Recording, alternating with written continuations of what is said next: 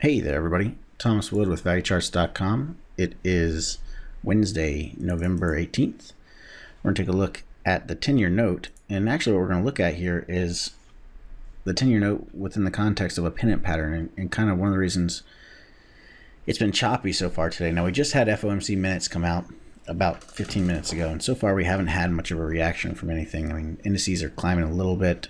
Gold's kind of whipsawed up and down. Euro's whipsawed up and down. Bond is whipsawed up and down.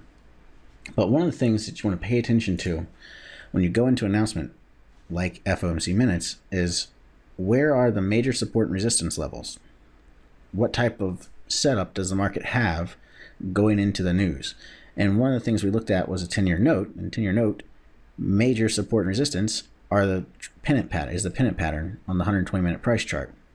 So we have a pretty well-defined trend line that's been hit 1, 2, 3, 4, 5 different times now on the downside, on the bottom, and then we have another one going across the highs that's been hit 3 different times as well. So we have a pretty well-defined pennant pattern.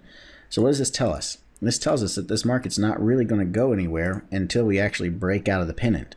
So what do we do with this? Well, we sit on our hands. We take a step back and we say, okay, until it breaks out, we're not going to do anything with it. And then you wait and you wait and you wait for that market to break out. And then when it finally does break out, we would expect a bigger move. So it could take 10 minutes, could take 15 minutes, could have been 5 seconds after the announcement took place. But the point of the story is make sure you go through before you have a big announcement coming out.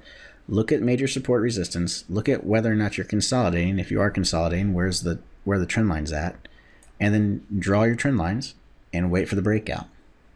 That's all I have for you for today. I hope it helps. I will see you in the trading room bright and early tomorrow morning. And until next time, happy trading.